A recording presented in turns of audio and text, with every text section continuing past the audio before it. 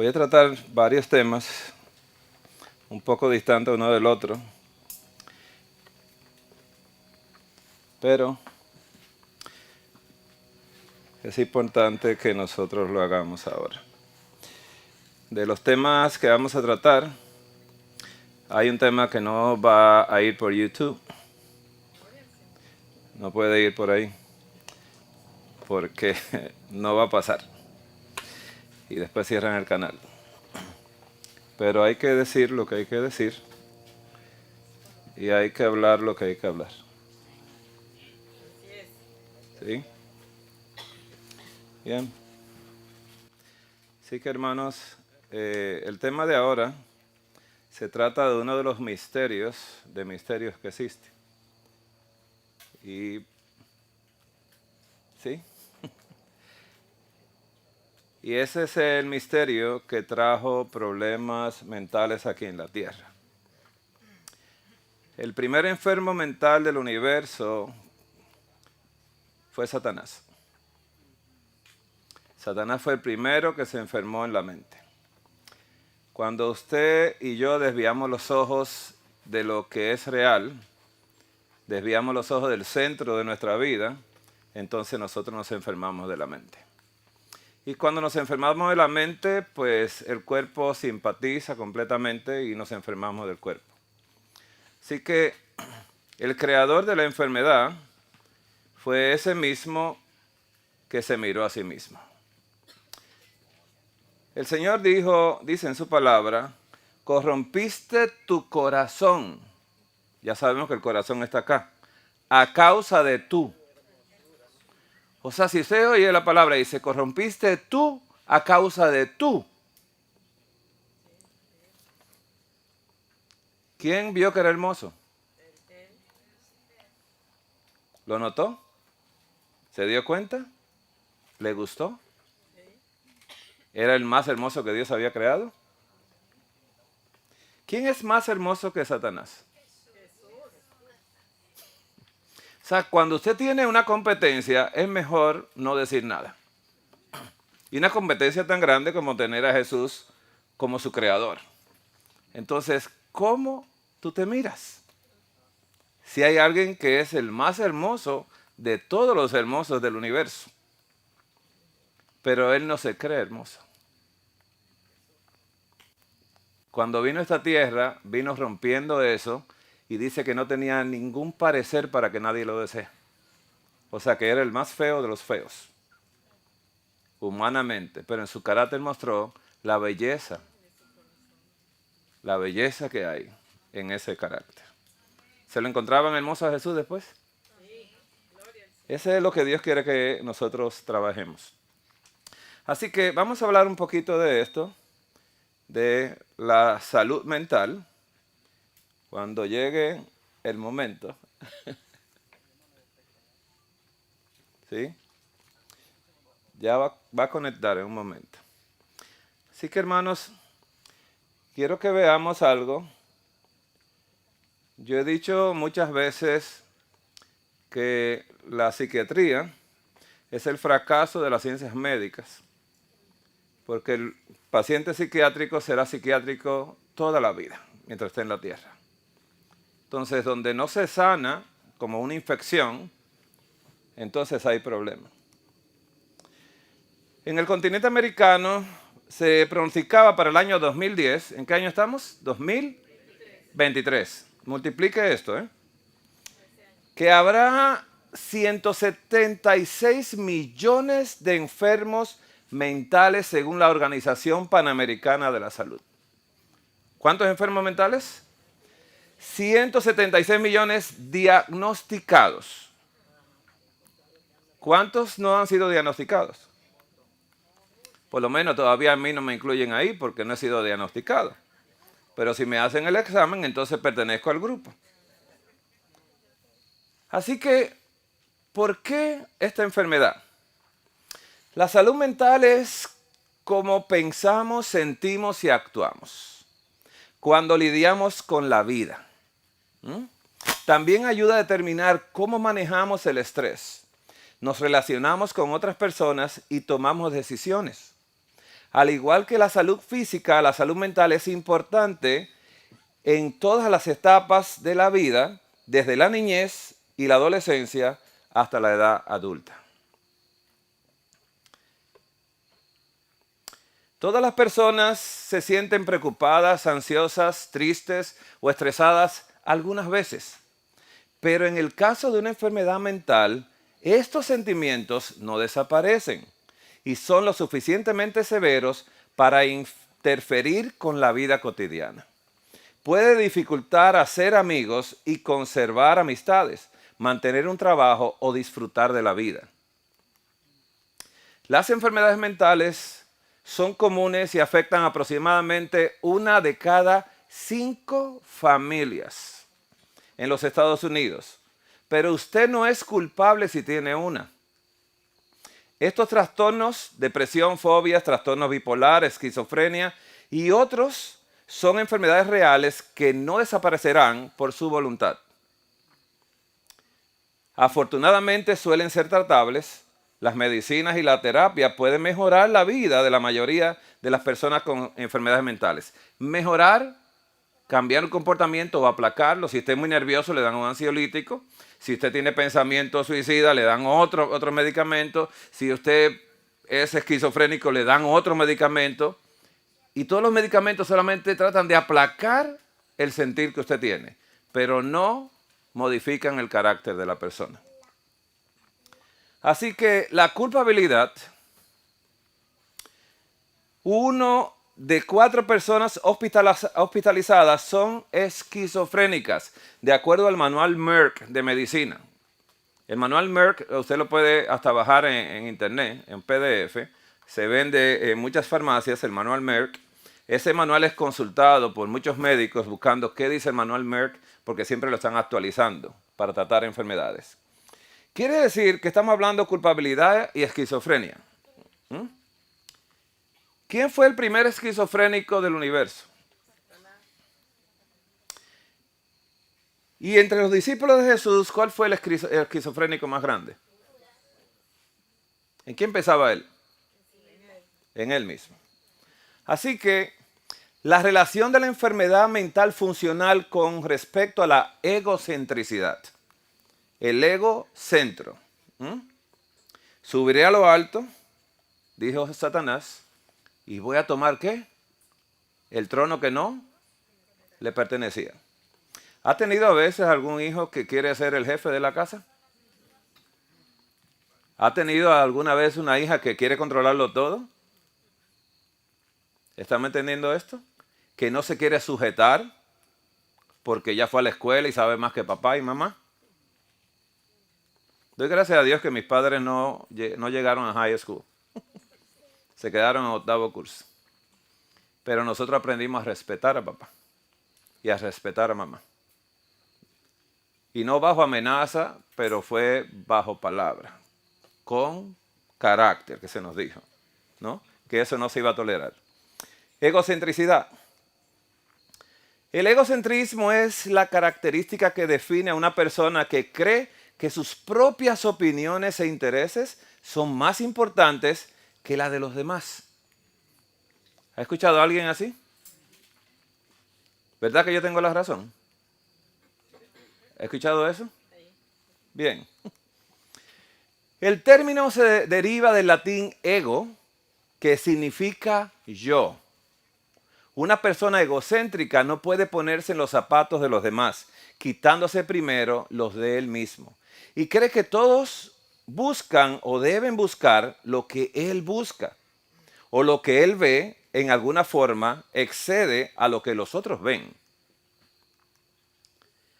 La causa de enfermedad mental funcional, la causa de esa enfermedad mental funcional es el egocentrismo. Aquí está todo. Cuando usted escucha y ve cada enfermedad mental funcional y la va leyendo a qué se refiere, se da cuenta que el egocentro está envuelto en ella. Entonces, el egocentrismo produce la megalomanía. ¿Ha escuchado un megalómano? ¿Nunca? ¿Tú no has visto el carro mío? Ese sí es un carro. No hay dos en la tierra. Y la casa, la más grande, tú no has estado ahí, más grande que la Casa Blanca. ¿Has escuchado el megalómano? Si uno le dice, no, que yo tengo una computadora, no, yo tengo una con más memoria que esa. Yo, ok. ¿Estamos en competencia o qué? Otra parte del egocentrismo, ¿no? que es el causante de la enfermedad mental, ¿no? Es la esquizofrenia que ya venimos hablando. El esquizofrénico piensa en sí mismo. En sí mismo piensa. Recuerdo un tiempo atrás, me visitó un jovencito y me visitó una joven también. Y ellos escuchan voces, ¿sabe? Y yo sé que sí la escuchan. Sí la escuchan. En mi propia consulta, yo estaba tratando de no tocar el yo de la persona, y aunque yo estaba viendo su sangre y haciendo otras cosas, le decía a la mamá, bueno, mira, va a haber que hacer esto para mejorar esto. Y empezó ella a decirme cosas, no hable de mí, doctor. Y empezó y se paró, se puso de pie. Si sigue, lo voy a matar, porque de mí nadie habla. Y empezó por ahí, digo yo, y yo le creo. Yo le creo.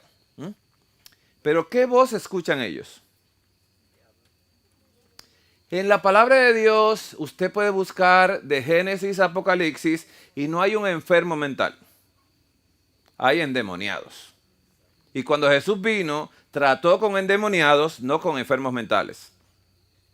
La tristeza y la depresión son cosas muy diferentes.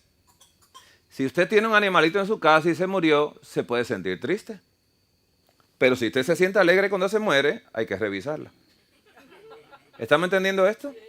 El sentimiento tiene que ir de acuerdo a lo que está sucediendo. No sé si me doy a entender. Si usted va a un cumpleaños como si fuera un velorio, pues entonces hay un problema. ¿Estamos entendiendo esto? Entonces, la paranoia, ¿conoce la paranoia? ¿Por qué usted me mira a mí? Seguro me quiere hacer daño, ¿sí, verdad? Cada vez que tú me ves, yo siento que tú me quieres hacer daño. Por eso no vuelvo más aquí, ¿no? Y así piensa de mucha gente. ¿Ya me entendiste por el ejemplo? ¿He escuchado personas así?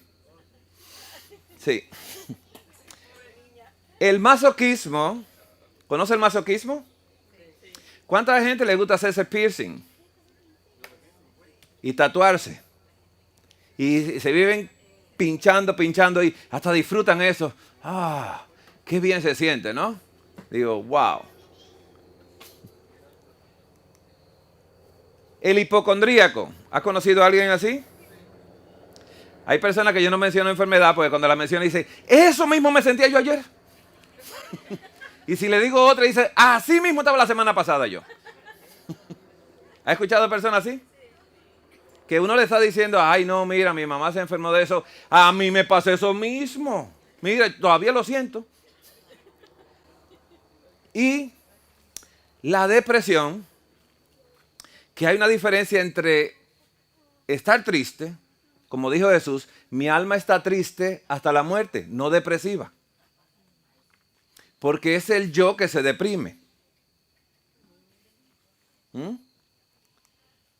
Y el suicidio es el acto egocéntrico más grande que existe en el universo. Quitarse la propia vida que nos dio Dios. ¿De quién es la vida? De Dios. Y despreciar lo que Dios nos da es esto. Así que nuestro archienemigo es megalómano, esquizofrénico, paranoide, masoquista, hipocondríaco, depresivo y se está suicidando a sí mismo. Él desató una autoeliminación. ¿Se le pidió que se retractara de las cosas a él? Jesús hablaba con él y no lo quiso hacer.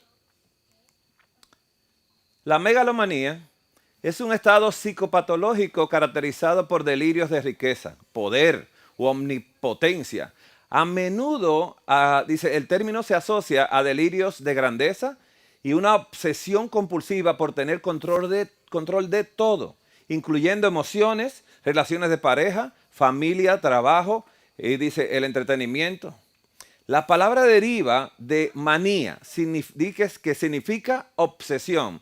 y de megalo, que significa grandiosidad, dando como resultado la extravagancia, un síntoma común de la megalomanía.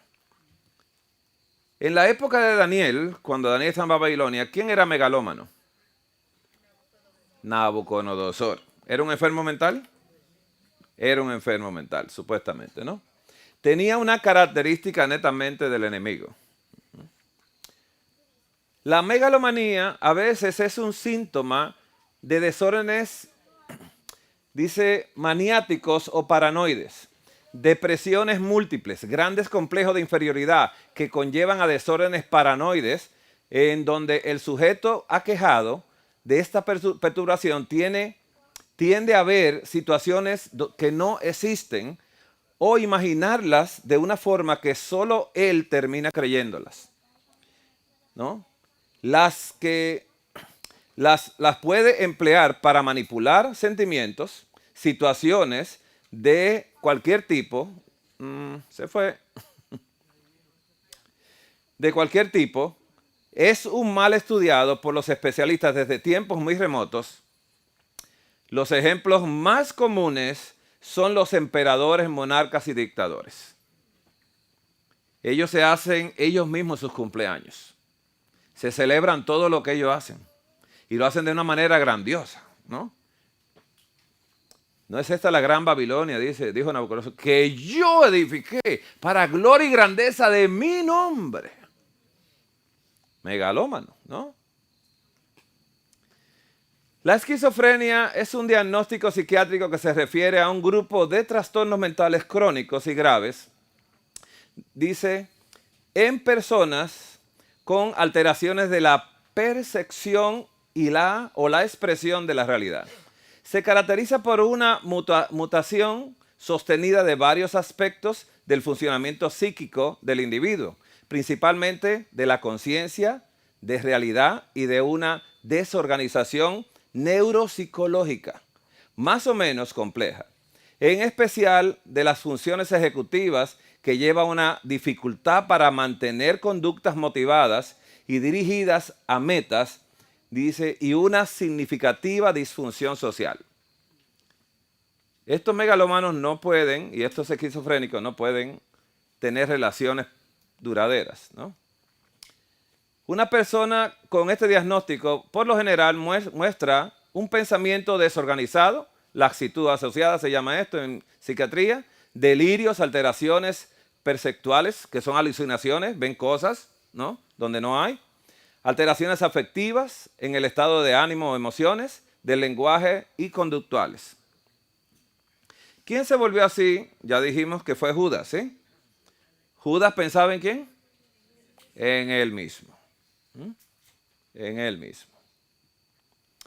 El masoquismo es la obtención de placer, dice, al ser víctima de actos de crueldad o dominio. Este disfrute también puede ser sexual o no sexual. La característica fundamental del masoquismo que lo distingue de otros tipos de sumisión es la algolagnia, ¿no? Que esto es la satisfacción obtenida sufriendo dolor físico en distintos grados. La hipocondría es una enfermedad por la que él o ella, a la paciente, cree de forma infundada que padece alguna enfermedad grave. La característica esencial de la hipocondría es la preocupación y el miedo a padecer y la convicción de tener una enfermedad grave a partir de interpretaciones personales de alguna sensación corporal u otro signo que aparezca en el cuerpo. A veces personas como estas, cuando uno la detecta, cuando uno la está examinando, dice, oye, ¿a ti te molesta eso? Sí. Y digo, ¿y te pasa? Sí. ¿Verdad que eso puede ser cáncer? No sé si usted no ha tenido, pero yo tengo la oportunidad frecuentemente. Entonces ya uno sabe que la persona se la pasa las 24 horas pensando en sí mismo. Cualquier dolor o signo o síntoma que tiene, una manchita, dice, yo he visto personas con manchas que les da un cáncer que los mata.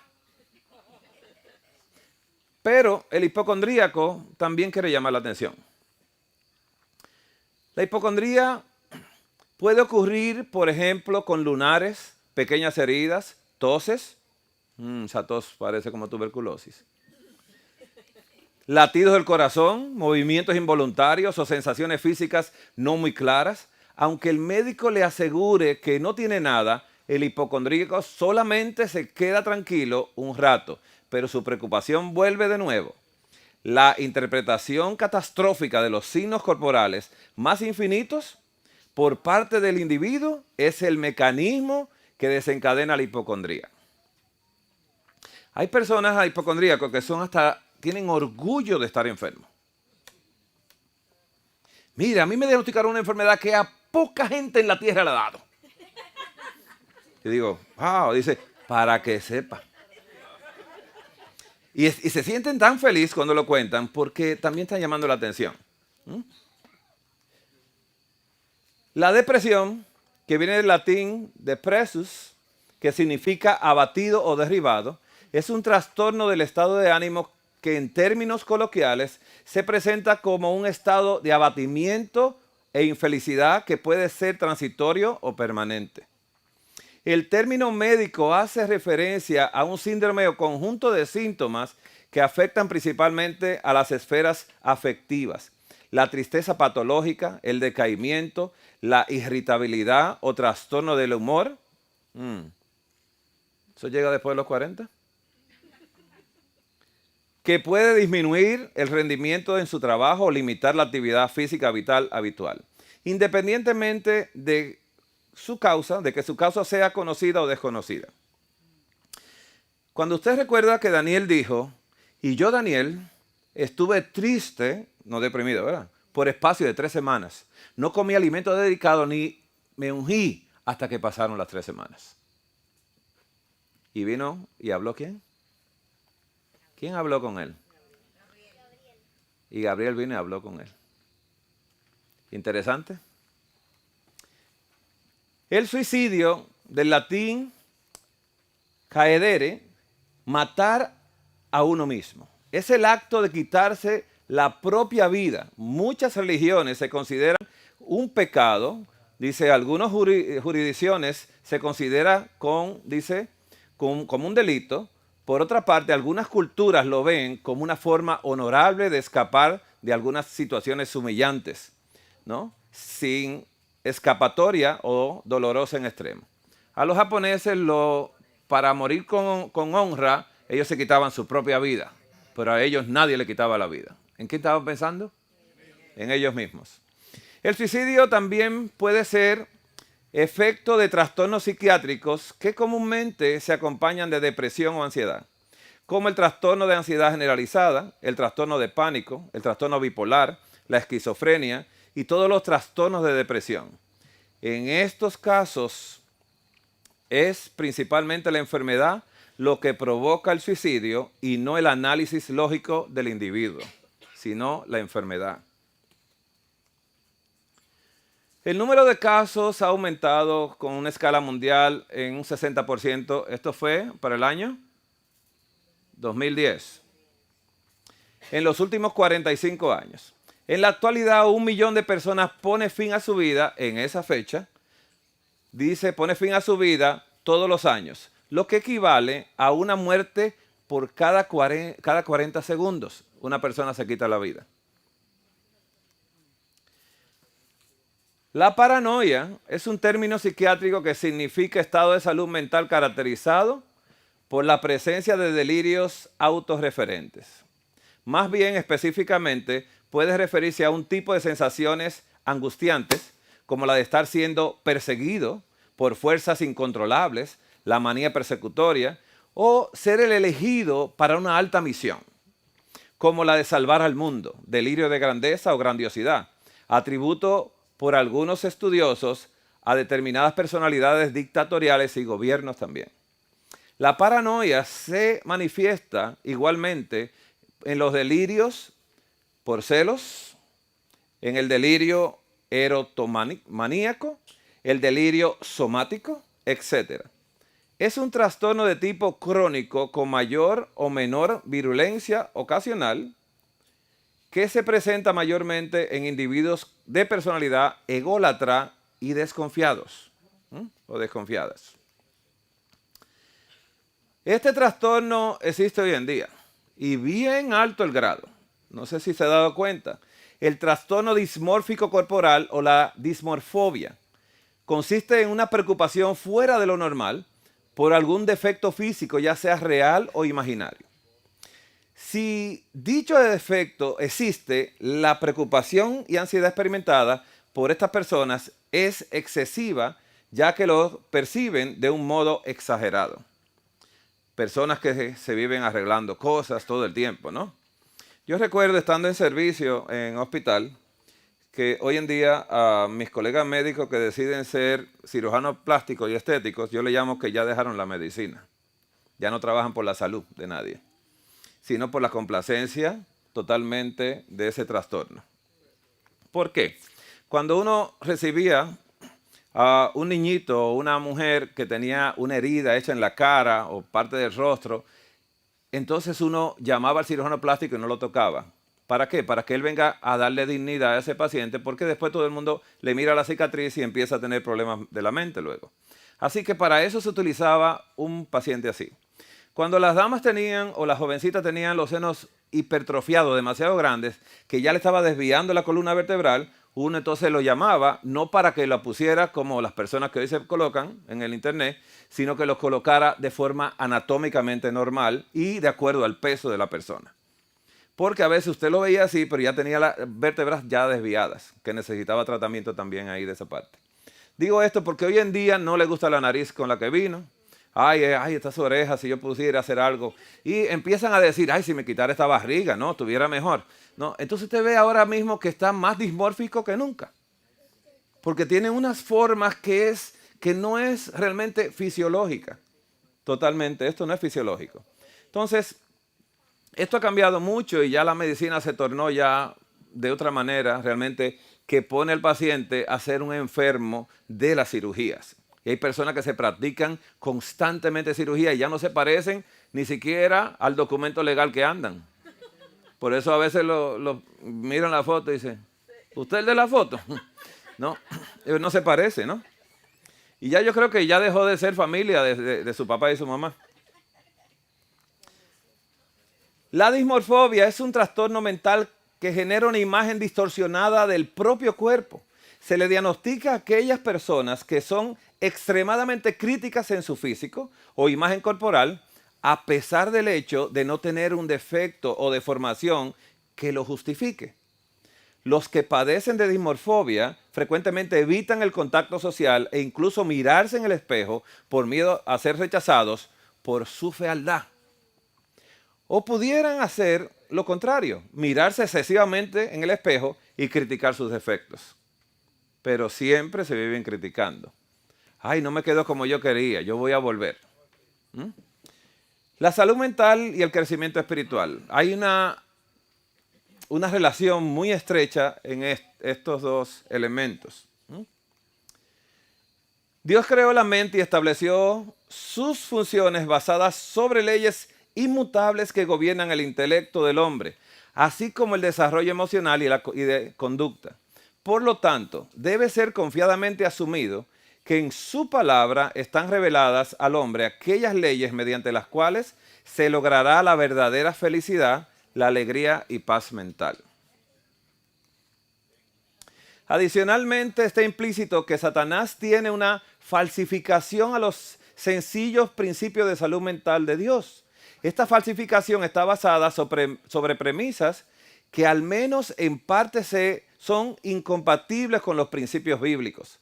La Biblia la define la falsamente llamada ciencia en 1 Timoteo 6:20. Es evidente que aquellos que sufren profundas perturbaciones mentales no pueden cumplir adecuadamente sus compromisos espirituales. La confianza sencilla, la paz que proviene de una relación única con Jesucristo no puede ser alcanzada por el temeroso, el ansioso y el profundamente perturbado. Por eso es importante que hoy nosotros en oración le pidamos a Dios que nos quite a nosotros como centro de nuestra vida. y que nuestros ojos solamente contemplen a Jesús. Porque Jesús dice, miradme a mí, todos los términos de la tierra y ser salvo. Porque es mirándolo a Él, no mirándonos a nosotros mismos. Pero la palabra de Dios ofrece esperanza para tales personas. El profeta Malaquías nos asegura que para aquellos que temen el nombre de Dios, nacerá el sol de justicia y en sus alas traerá sanidad. Solo Jesús sana la mente de las personas. Yo he utilizado mucho, con muchos de mis pacientes, el escribir las promesas de Dios y escribirlas, repetirlas en voz alta muchas veces al día. De esa manera, pues se almacena, como dijimos hace un tiempo atrás, en los 3 lugares que necesitamos almacenarlo, que son la visión, el oído, cuando hablamos, y un área que se llama ¿cómo? Que va al área de Wernicke, pero es el tacto, la visión y el oído. El área visual, el área auditiva y el área somática o de tacto. Aceptando cada principio valedero del correcto vivir está embosado en la palabra de Dios, el cristiano debería reconocer que una mente sólida es un don de Dios. ¿O los discípulos pensaban igual después que conocieron a Jesús? No. ¿Fueron transformados? Sí. ¿Todos? Solamente uno no se dejó. ¿Pero quería Jesús transformarlo a él? Sí. Hizo todo lo posible por hacerlo. Sabía que a él le gustaba el dinero y se lo robaba. Pero lo hizo tesorero. Y nunca le sacó cuenta ni le pidió, dame un recibo. Y le decía a él, no me importa el dinero, me importas tú.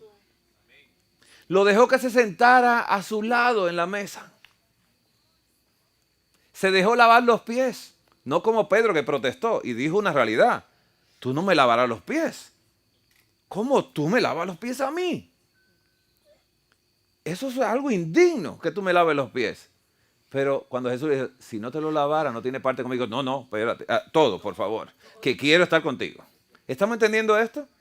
Judas quería que Jesús formara un gobierno donde él fuera el centro. Eso es todo.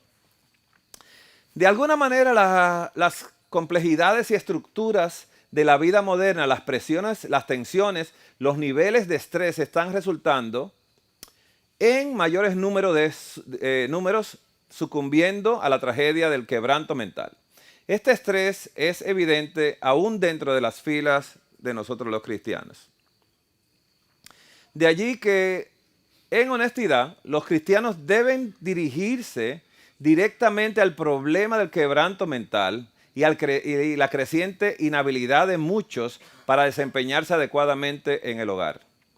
Esta inhabilidad, a su vez, conlleva a problemas matrimoniales y quebrantamiento de las relaciones en el hogar también. Una mente sólida no significa necesariamente la habilidad de sobresalir académicamente. Sin embargo, no hay duda de que los cristianos tienen la obligación individual de determinar la verdad del error y a ser estudiantes cuidadosos de la palabra de Dios. Pero una mente sólida es más que esto. Es una mente despejada y tranquila, capaz, mediante el poder de Dios, de comprender y enfrentarse a las presiones más severas que existen. Dice la palabra de Dios en 1 Corintios 10:13. No os ha sobrevenido ninguna tentación sino humana, pero Dios es fiel y no os dejará ser tentados más de lo que podáis resistir. Antes, junto con la tentación, os dará también la salida, para que podáis soportar. ¿Empatiza con nosotros, Dios? Amén. Esta promesa puede ser, dice, aceptada por cada cristiano comprometido tanto como para las pruebas espirituales como emocionales. Es quizás una de las mayores promesas en toda la Escritura, porque humanamente es probable que todos tienen un punto de desmoronamiento. Aquí, Dios promete que es imposible ser colocado bajo tensión, estrés que no puede ser manejado cuando uno está fortalecido y asegurado por Él. Esta promesa no niega que hay una variación en la tolerancia de las situaciones de estrés, pero sí ofrece la seguridad de que Cristo fortalecerá la debilidad del hombre o nos preservará de aquellas situaciones que están más allá de nuestra capacidad para manejar. Quizás esta seguridad está implícita en la declaración de Pablo: nosotros tenemos la mente de Cristo. 1 Corintios 2:16. ¿Qué es lo que Jesús quiere darnos a nosotros? Mucho del asunto de la enfermedad mental funcional depende de quién tiene el control de la mente. Si no es Cristo, entonces Satanás tiene el control. Y busca de muchas maneras precipitar un desmoronamiento emocional y tomar posesión de las mentes de los hombres y de las mujeres. Esto lo podemos ver en el libro de Job, que Jesús exaltó a Job. No hay otro como él en la tierra, varón perfecto, temeroso de Dios, apartado del mal. Y él le dijo: ¿acaso teme Job a Dios de balde? Y mire cómo Job recibió todo. ¿Qué dijo Job? ¿Quién pecó? ¿Quién pecó? ¿El vecino o Job fue que pecó? Cuando él se rasgó los vestidos y rasuró su cabeza, estaba en señal de duelo por su propia culpa. Y lo dijo claramente: desnudo salí del vientre de mi madre, desnudo iré. Jehová Dios dio, Jehová Dios quitó, sea su nombre alabado. ¿Cómo se llega a esa conclusión? Esto es difícil. Cuando nos pasan cosas, miramos hacia arriba y dice: ¿cómo me pasa esto? Si yo a la iglesia, yo nunca falto. ¿Escuchado esa palabra alguna vez? A veces hay personas que se justifican por la antigüedad en el servicio. Yo soy adventista de tercera generación. Digo, wow. O sea que no te ha llegado esa enfermedad a ti. Los que tienen muchas generaciones no. Hermanos, no confiemos sino en el Señor. No confiemos en nadie más. Este control exitosamente limita la restauración de Dios en las vidas humanas. Por lo tanto, un sometimiento total a Cristo espiritualmente es la máxima seguridad contra el desmoronamiento emocional.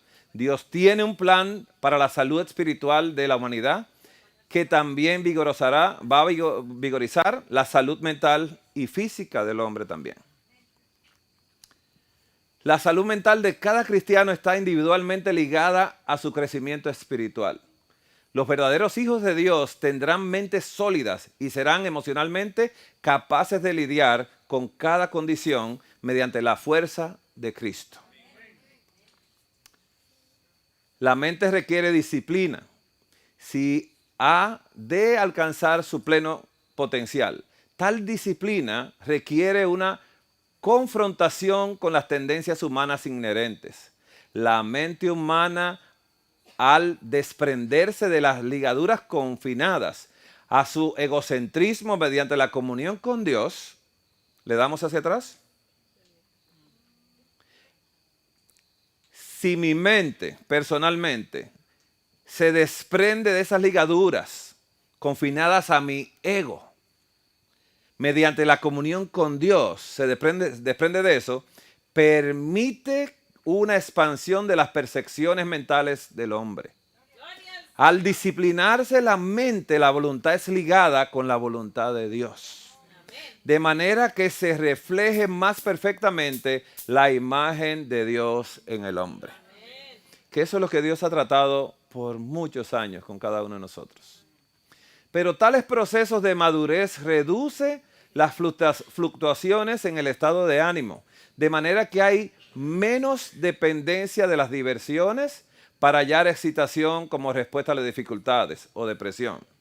Hay personas que dicen: no, cuando tú te sientas muy deprimido, ponte una película de chistes. Digo, wow. ¿Has escuchado la terapia de la risa?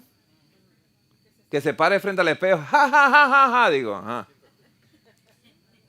Si no hay un razonamiento por qué me río, ¿por qué me río? Así que tales procesos de madurez reducen las fluctuaciones en el estado de ánimo. De manera que hay menos dependencia de las diversiones para hallar excitación. Dice, como respuesta a las dificultades o depresión. Hay personas que dicen, no, si yo salgo de tienda se me quita eso. Si yo me compro un carro nuevo se me quita. ¿Has escuchado eso? Ay, mira, no, mira, vamos de vacaciones para que se te quite la depresión. Pero cuando regrese, la encuentro en la casa. Así que mediante un estudio serio de la palabra de Dios, reconozca el precio infinito pagado por su salvación. No puede devaluarse a sí mismo. Una respuesta adecuada a Cristo es la base del autorrespeto y es un poderoso antidepresivo. La pastilla antidepresiva mejor es una respuesta adecuada a Cristo.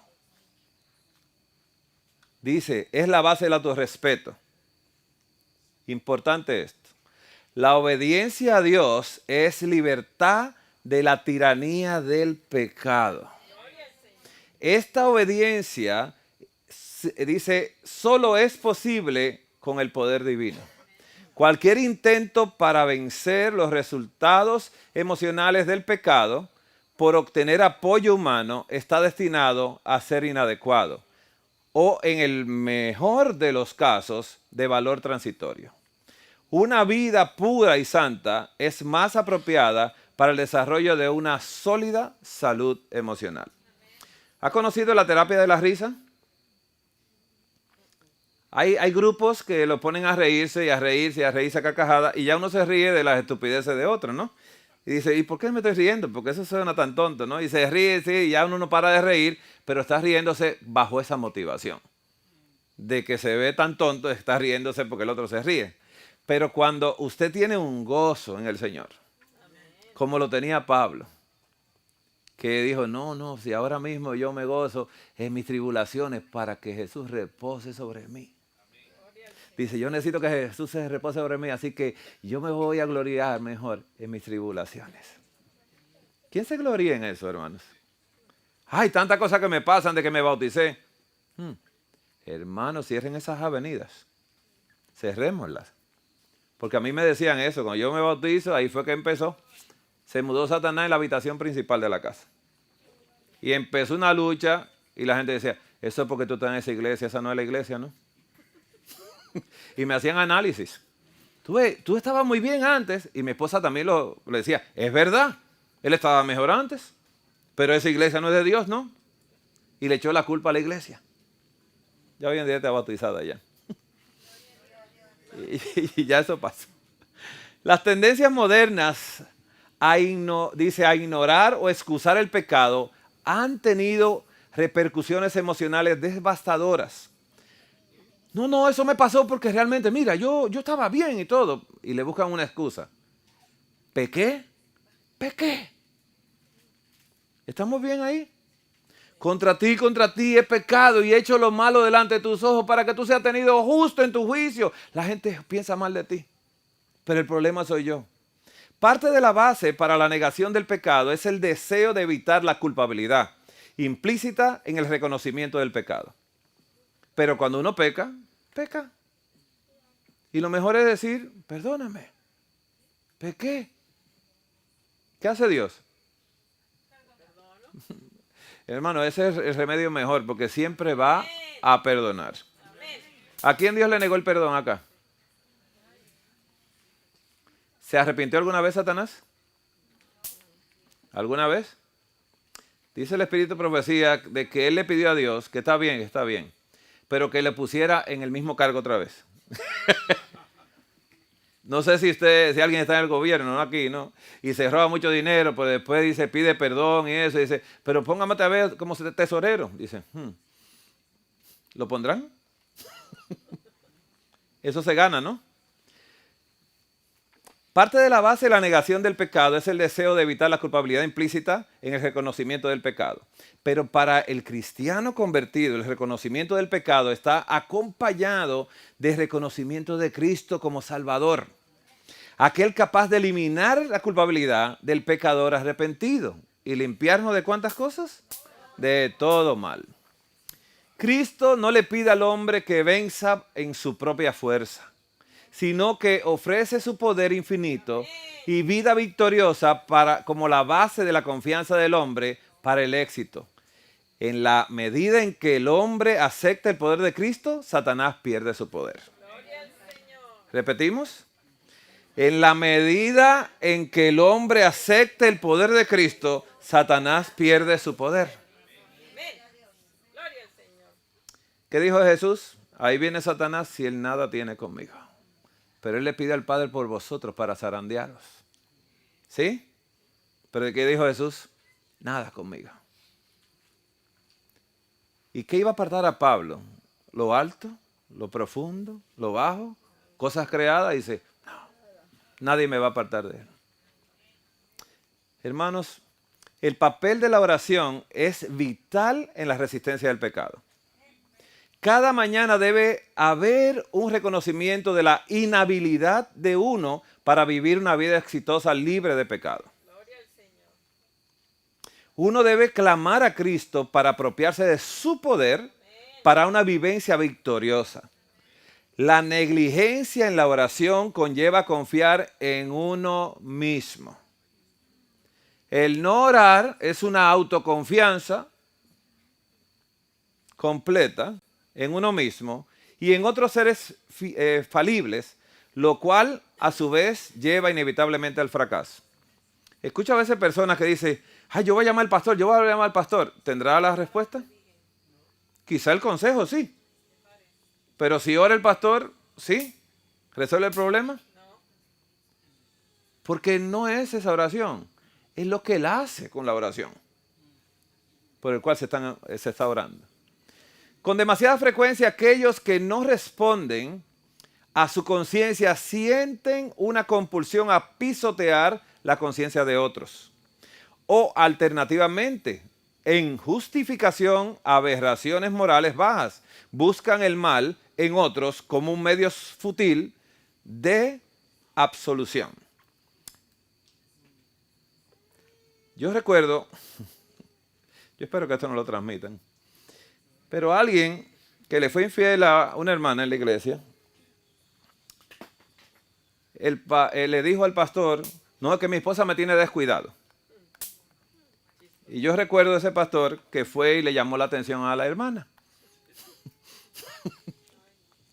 Y la hermana entonces se siente muy mal y me dice a mí eso, digo yo, están mal los dos, tanto el pastor como el pecador, porque usted peca bajo su propia mente. Usted decide pecar. Cuando se le es infiel a la esposa o al esposo, ¿a quién se le es infiel? A Dios. Por cuanto se lo hiciste a uno de estos pequeños, a mí lo hiciste. ¿Estamos entendiendo esto? Nosotros no pecamos sino contra Dios. Es contra Dios que pecamos. Nadie dice no. Y siempre dice no, que fue que mi esposa me descuidó. No, usted se descuidó en la oración. Sí, Satanás sabe cómo manipular eso. Y a veces la esposa dice, ay, es verdad. ¿Usted cree que la carne puede sustentar el espíritu? Porque esos servicios los venden por dinero. Pero no sustentan el espíritu. Y si mucha gente dice la carne tiene que sustentarlo, pues es un peligro muy grande. Adán y Eva no sustentaban eso a través de ellos, porque ellos no habían tenido intimidad durante todo el tiempo antes que pecaron. ¿Estamos entendiendo? ¿Qué tiempo iban a vivir Adán y Eva? La eternidad. ¿Usted tiene preocupación que se le va a pasar el tiempo? ¿O que las hormonas van a bajar? ¿Tiene preocupación? ¿Cómo yo digo esto? Eva no conocía la amiga mensual, ¿sí o no? Porque no había muerte en el universo. Y para haber muerte en el universo tenía un óvulo que morir. Y no había muerte, no existía. Así que ella no tenía ciclos como lo tienen hoy en día. Que cuando sale el óvulo anda buscando a su pareja y cuando el óvulo se muere ya se fue el deseo de buscar la pareja. Así que Adán tampoco tenía ojos carnales hasta que no pecó. Porque ellos se miraban y no se avergonzaban. No tenían una atracción.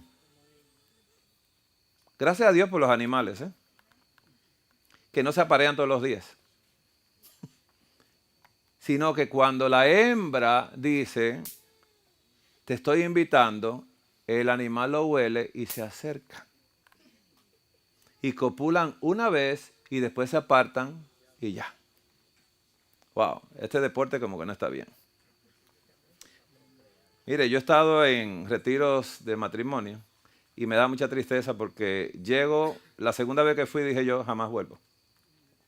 Porque desvirtúan lo de Dios. Adán tenía la imagen de Jesús. Amén. Y Eva era la imagen de Jesús. Y tenía la mente de Jesús. Y pensaban como Jesús. No sé si están entendiendo. Cada vez que yo oigo a algunos que dicen, no, que sí, que ellos en sábado fue que lo hicieron. Digo, wow, tú estabas ahí. Era como una desesperación de Adán y Eva que tenían. No eran desesperados. Tenían la paciencia de los santos. ¿Estamos entendiendo un poquito esto? Así que estas excusas que a veces, no, hermano, que a mí me ha descuidado mucho tu esposo, usted se descuidó de Jesús. Y por eso anda en la persecución. Pero eso no es así. Yo dije en mi iglesia una vez, ¿a quién le gustaría tener un esposo como Jesús? Y levantaron la mano todas las mujeres. Y los hermanos me querían matar. Digo, porque Jesús no persigue a nadie en la casa, sino que la cuida, la protege, le habla como le habló a María Magdalena. Y María Magdalena se abrazaba de los pies y lo escuchaba ahí. Ah, sigue, sigue. ¿Espiritual? ¿Espiritual? Amén. ¿Lo amaba Jesús? Amén. ¿En lo espiritual? Mira que lo que Jesús hizo. Una ex prostituta unge a Jesús para su muerte. Qué cosa más hermosa en el mundo espiritual. Que una perdonada y limpiada por Jesús es que lo unge a él y no un sumo sacerdote. Gloria al Señor. Y la primera que ve a Jesús resucitar, la misma mujer. ¿Coincidencia? No existe para Dios. ¿Amaba a Jesús? ¿Con desesperación? ¿Lo sufrió? ¿Cuánto lloraron Pedro y los otros discípulos? Se lamentaron, pero no lloraron. ¿Quién estaba ahí bajo la cruz? Y Juan, discípulo amado. Hermanos, perdón por el comercial, pero miren. Yo quise decir una cosa, que la gente justifica lo que hace. Lo hace mal y lo justifica. Y cuando nosotros tenemos justificación de que yo hice eso y pequé porque el otro, entonces mi pecado realmente no tiene perdón de Dios. Qué bonito es Dios. Yo conocí una pareja que hacía esto, se casaban, se divorciaban.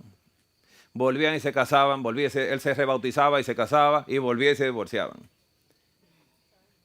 Hasta un día que ya él no apareció más.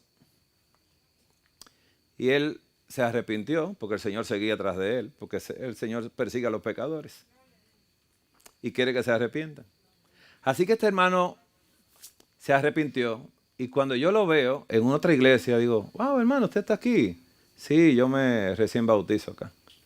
Pero tú te habías bautizado mucho allá, porque acá rato te mojaba y volví y pecaba y eso. Y dice, sí, pero esta vez el Señor tocó mi corazón y yo no busqué a mi esa esposa porque ella no se merece un hombre como yo. Y le he pedido al Señor que le busque una persona que valga la pena. Y yo me he quedado eunuco. Y yo me quedé impresionado de wow. Reconoció su pecado y el Señor lo ató a él. Y le quitó esa carnalidad que tenía. Hermanos, la fe, el apoyo auténtico, dice cristiano, se desarrolla solo mediante el estudio constante de la palabra de Dios y ejercitando una respuesta positiva al amor de Dios. La fe acepta, no, dice, nominalmente las promesas de Dios, lo cual conduce a la obediencia a las leyes de Dios. La fe deposita el futuro en Dios, permitiéndole guiar en forma que rechazan la ansiedad o incertidumbre. Pablo declaró, el justo vivirá por la fe. Romanos 1:17. La confianza en Dios es la base del mayor desarrollo del hombre. Pablo declaró, y vosotros estáis completos en Él, Colosenses 2:10. Cristo mismo extendió una grata invitación. Venid a mí los que estáis fatigados y cargados, y yo os haré descansar. Mateo 11:28. Dios estimula la dependencia en Él, la única verdadera seguridad para el hombre, mientras que Satanás estimula la dependencia del hombre. Mientras que sea bueno congregarse y aconsejarse mutuamente, no es aconsejable que el hombre sea dependiente de o controlado por otros seres humanos. Y de hecho, tal dependencia es contraproducente al desarrollo humano coherente. Conozco pacientes que han ido a los psicólogos y le dicen, mira, ponte a escuchar música suave y eso, para que se le quite la depresión o para que se le quite una actitud. Le buscan una herramienta humana que le va a dar paz. ¿Estamos entendiendo esto? Solo Cristo es nuestra paz. La autoestima, independencia y los logros verdaderos están establecidos sobre una relación alterocéntrica entre Dios y el hombre. La persona bien equilibrada no tiene una muy alta ni muy baja estima de sí mismo y está tan asegurado en su relación con Dios y su prójimo que su autoestima no es asunto de preocupación consciente. Dios es la fuente de la felicidad y gozo. Por lo tanto, la verdadera felicidad puede llegarle a aquellos que tienen una relación irrevocable con Él. Amén, gloria al Señor. Estoy he derrumbado a los psiquiatras hoy en día. El ser o el tener. ¿Qué quiere decir el ser o el tener? El ser es el vínculo con Dios, llegó a ser un hijo de Dios. Y el tener es algo diferente.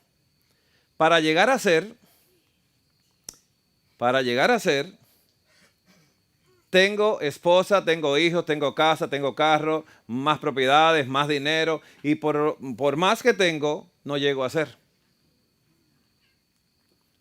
¿Ha escuchado personas que son por lo que tienen?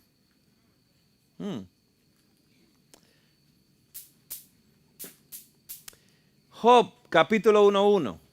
Hubo en la tierra de Uz un varón llamado Job, y era este hombre perfecto y recto, temeroso de Dios y apartado del mal. Y dice el 1:2, y le nacieron 7 hijos y 3 hijas. ¿Escuchó lo que dice aquí? Le nacieron. ¿Cómo decimos a veces nosotros? Yo tengo 2 hijos. ¿Escuchó la palabra? Y no nos damos cuenta. Tengo. Dios me envió 2 hijos para que los cuidase y los educase. Y le nacieron 7 hijos y 3 hijas.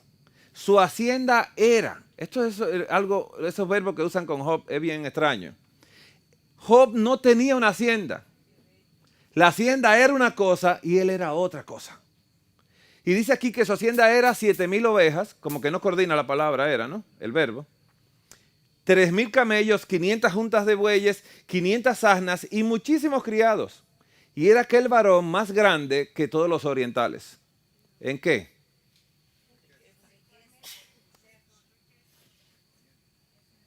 ¿Qué tenía Job?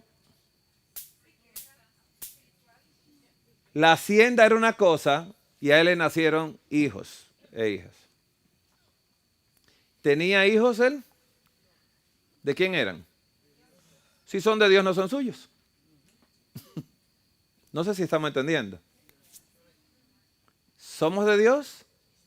¿Comprado con la sangre de Jesús? ¿Tenemos un dueño? ¿Qué tenemos nosotros? Nada.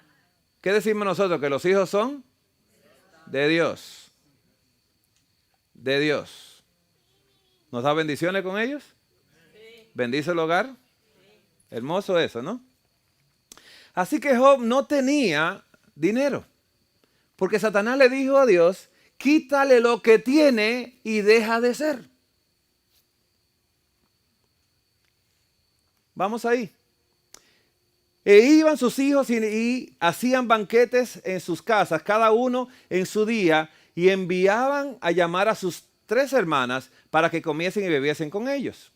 Y acontecía que habiendo pasado el turno de los días del convite, Job enviaba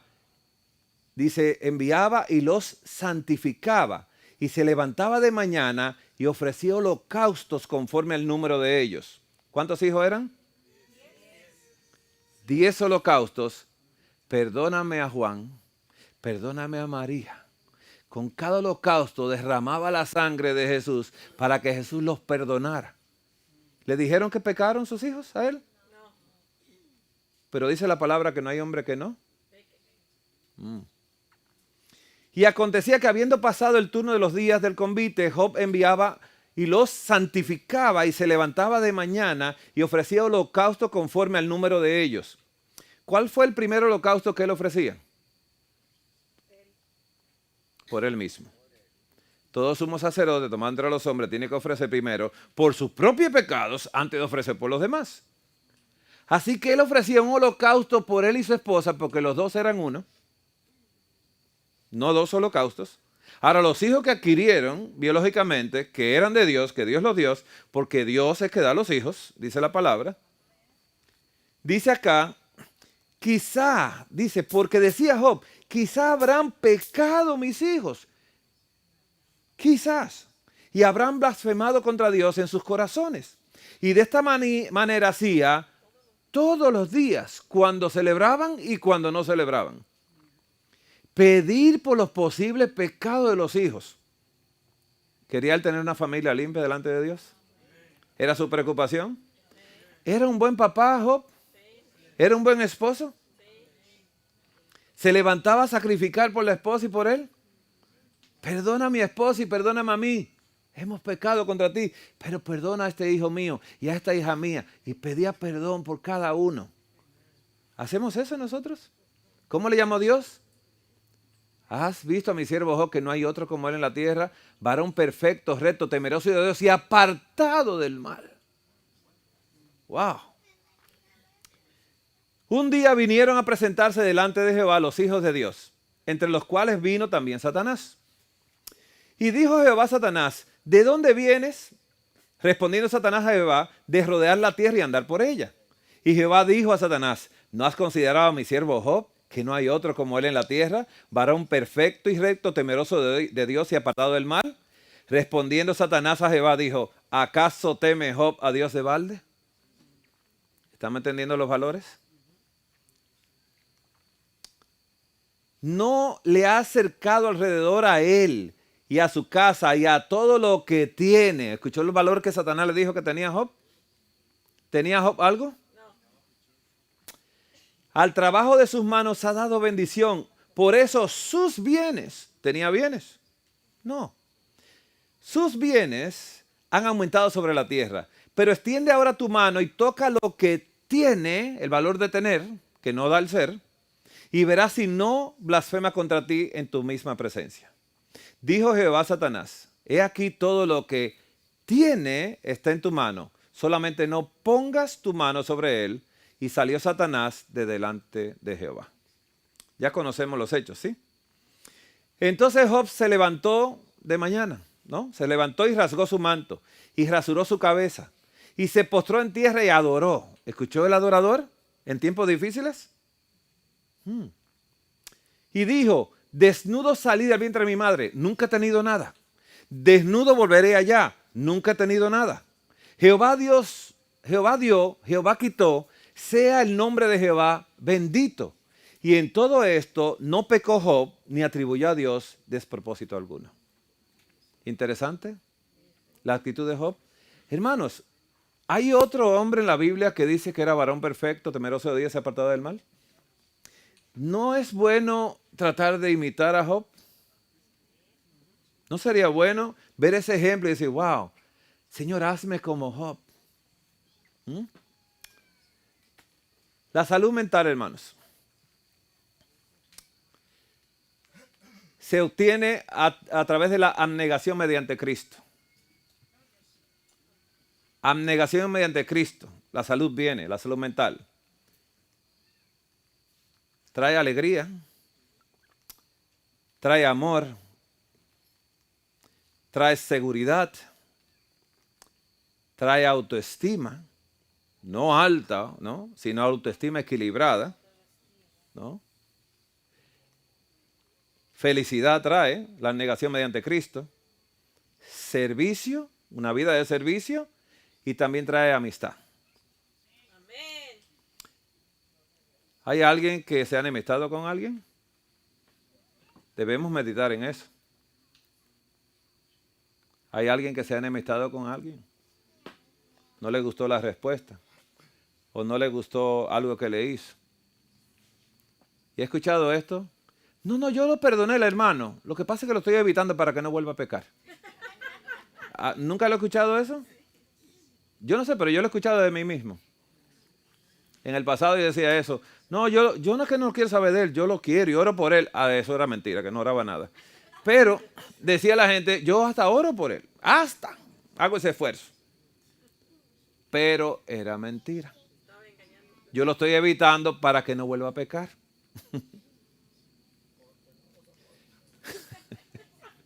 El Señor nos bendiga esta noche, hermanos. ¿Podemos hacer preguntas? Tengo una pregunta. Pero el pastor... Será el sábado en la tarde las preguntas. ¿Oh, sí? ¿Usted quiere de acuerdo al tema que estuvo ahora? Yo no voy a salir del tema. Usted dijo que Jesús no trató enfermedades mentales sino endemoniados. ¿Quiere decir que en la época de Jesús no había enfermedades mentales? Y si esa es su opinión, quiere decir que hoy no existen enfermedades mentales, sino que todos los esquizofrénicos están endemoniados.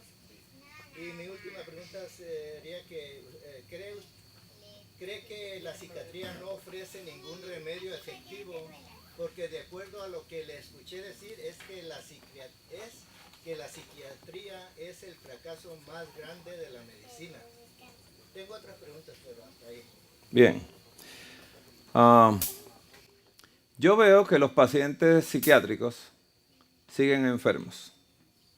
Una persona que tenga una neumonía y el médico le da antibióticos y la neumonía se le quita, hizo algo. Los pacientes que sufrieron de la enfermedad que ya ustedes saben que pasó recientemente, muchos de ellos que estaban graves, que duraron semanas, a veces en estado casi de coma, fueron vueltos otra vez, ¿no? Con debilidades y eso. Quiere decir que el médico llega un paciente de emergencia con un sangramiento, con algo roto, con las arterias bloqueadas del corazón y lo somete a procedimientos y le salva la vida, ¿no? Estamos bien ahí. Pero no existe un paciente psiquiátrico restaurado por la medicina. Porque cuando usted busca los medicamentos psiquiátricos, producen los mismos síntomas que el paciente tiene. Y entonces cuando el paciente se aleja, los síntomas son peores que cuando comenzó. Entonces, la mente nuestra es la ciudad de Dios. Dios quiere habitar en ella. Jesús sanó a uno que estaba en los sepulcros. ¿Sí o no? Bien. Estaba en los sepulcros y él tenía una legión de demonios. Los familiares no lo podían tratar, él no, estaba con la familia y Jesús lo sanó. Hubo un diagnóstico diferencial que Jesús hizo con un niño que le daban ataques epilépticos, en los cuales los discípulos no pudieron hacer nada. Entonces cuando Jesús llegó, le preguntó que cuándo le pasa. Y cuando él, como un médico, lo preguntó Jesús. Dice, ¿y cuándo le pasa? Dice, cuando hay agua y hay fuego, ahí le da. Dice, bueno, pero no es una epilepsia. Porque la epilepsia le puede dar acostado en la cama. Cuando se para de la cama y va al baño le da, ¿no? Pero le da cuando hay agua y fuego. Dice, no, pues lo quiere matar. estos son demonios. ¿Y qué le dijo? Espíritu mudo y sordo, sal de él y nunca más entres en él. Porque el papá le dijo sí que tenía fe, pero ayuda a mi incredulidad. Y dice, voy a ayudar a este hombre a eso. Ahora bien, ¿cuándo comenzó la fe a crecer? ¿El mismo día? Vamos a suponer al otro día que el niño va pasando por el fuego. ¿Qué piensa el papá? Porque tiene muchos años. Piensa que le va a dar y no le dio. Y dice, pasó como Jesús. Dice, ¿sabe? Hoy pasó mi hijo por el fuego y no le dio. Quiere decir que tengo un día de fe, después 2 días de fe, después de 10 o 15 años. Dice, hace 15 años que Jesús sanó a mi hijo y jamás le volvió. Gloria al Señor. Y ya no le da miedo cuando pasa por el fuego y el agua. Quiero decir, si ese ataque epiléptico eran demonios. Y ese endemoniado ganadeno eran demonios. ¿Y María Magdalena tenía demonios? ¿Era prostituta? Ahora, ¿cuántas prostitutas hay en esta tierra? Tienen demonios. Entonces, cuando usted ve esta agenda que hay mundial y ve este comportamiento de la gente, ¿qué tienen? Demonios. En Sodoma y Gomorra, ¿qué tenían? Demonios. Había entregado su vida a ese tipo de actos. Y me refiero a eso, no es queriendo hablar mal realmente, sino yo tengo muchos amigos psiquiatras y realmente le digo, tú a veces le das terapia a los pacientes y los pones a dormir por 4 y 5 días. Y claro, lo pone a dormir por 4 o 5 días, le va pasando, ¿para qué? Para desintoxicarlo y entonces después lo medica. Lo medica con otro medicamento porque ese medicamento lo intoxicó y no, ya no está resultando porque hay una tolerancia de nosotros a todo, ¿no? Y entonces a eso me refiero. Me refiero a que la mente humana es poseída por el enemigo y la mente de Nabucodonosor fue poseída por el enemigo porque él se miraba a sí mismo.